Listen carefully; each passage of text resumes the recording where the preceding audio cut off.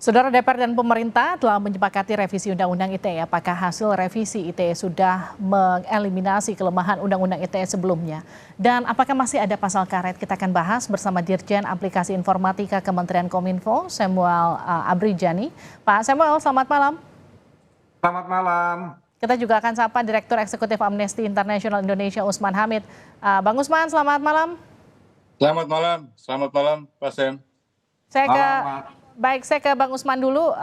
Mohon maaf visual Bang Usman masih belum bisa kita tayangkan. Nanti kita sambil perbaiki teknisnya. Tapi saya tanyakan dulu ke Anda, Bang Usman. Jadi Anda puas nggak dengan hasil revisi Undang-Undang ITE atau masih melihat ada kelemahan atau kekurangan?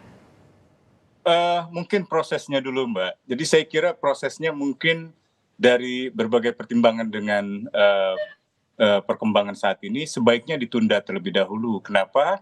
Karena perlu ada partisipasi yang lebih luas untuk benar-benar mematangkan revisi Undang-Undang ITE ini agar hasilnya baik bagi semuanya gitu. Saya mengapresiasi perubahan-perubahan yang terjadi, namun demikian barangkali revisi ini akan jauh lebih bermakna, jauh lebih baik apabila ditunda sementara sampai ada proses partisipasi yang benar-benar melibatkan berbagai kalangan, baik itu para ahli hukum, komponen masyarakat maupun juga pegiat masyarakat sipil.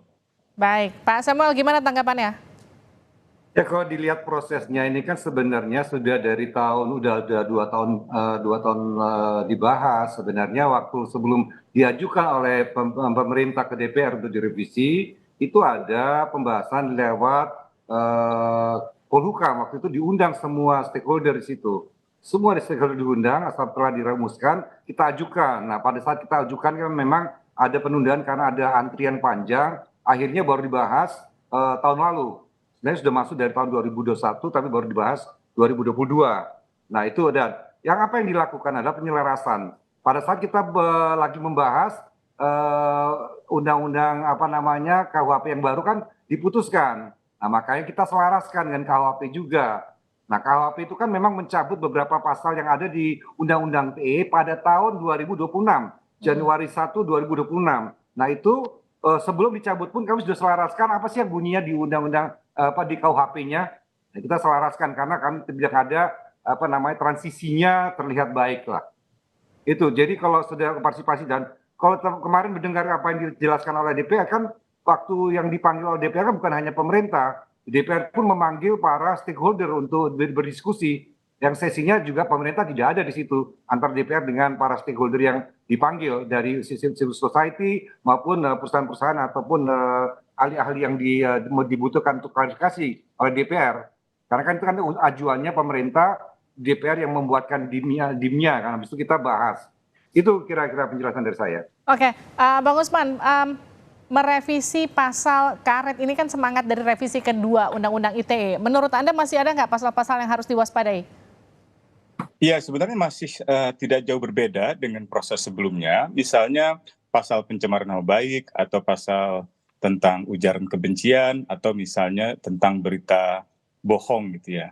Nah betul sekali bahwa mungkin Kementerian Komunikasi dan Informasi telah memulainya sejak 2 tahun lalu. Tetapi hingga 3-6 bulan yang lalu kami sendiri masih kesulitan memperoleh proses partisipasi yang kuat di dalam DPR. Bahkan ketika itu kami bersama dengan organisasi masyarakat sipil lainnya menemui Kementerian Hukum dan Hak Asasi Manusia dan kami bersama Kementerian Hukum dan Hak Asasi Manusia ketika itu berusaha untuk menemui Menteri Kominfo yang baru, Wamen Kominfo yang baru untuk membuka proses konsultasi dan partisipasi dari rancangan revisi yang diajukan oleh Kominfo. Nah saat itu Pak Sam juga hadir dalam satu pertemuan dengan Pak Menkominfo.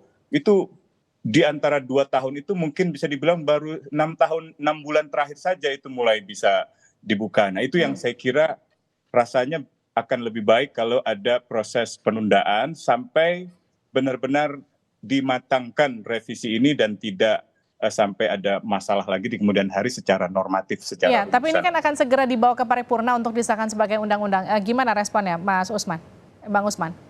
ragu dalam situasi politik pemilu saat ini undang-undang yang disahkan akan benar-benar memiliki legitimasi yang sangat kuat gitu ya. Contoh yang sekarang ini juga sedang dikejar undang-undang Mahkamah Konstitusi yang sebelumnya juga saya kira lemah dalam hal legitimasi. Legitimasi yang saya maksud adalah perlunya memastikan ada partisipasi yang tinggi dari masyarakat.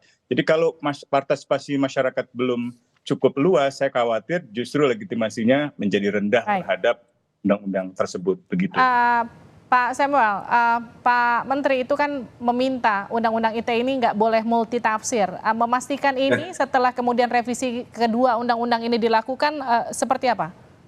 Ya, makanya kita jelaskan yang belum jelas kita jelaskan namanya. Ada di penjelasan itu panjang sekali. Contohnya pasal 27 ya. Pasal 27 itu kan terkait dengan penyerangan kehormatan. Dan penyerangan kehormatan pun tuh juga dikecualikan apabila itu dalam bentuk kritikan, dalam bentuk demonstrasi, kepentingan publik.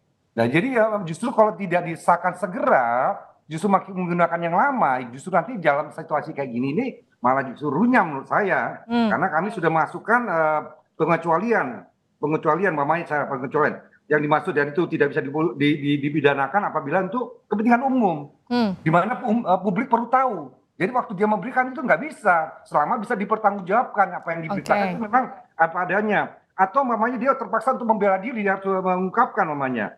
Jadi dalam bentuk demo pun itu dilindungi dan kami sudah selaraskan supaya tadi tidak menggunakan yang lama supaya masyarakat itu lebih bisa berpartisipasi dalam menggunakan hak-haknya dalam di negara yang berdemokrasi ini. Baik, terima kasih Pak Samuel Abrijani, terima kasih juga Pak Bang Usman Hamid telah bergabung bersama kami di Sapa Indonesia Malam, sehat-sehat selalu.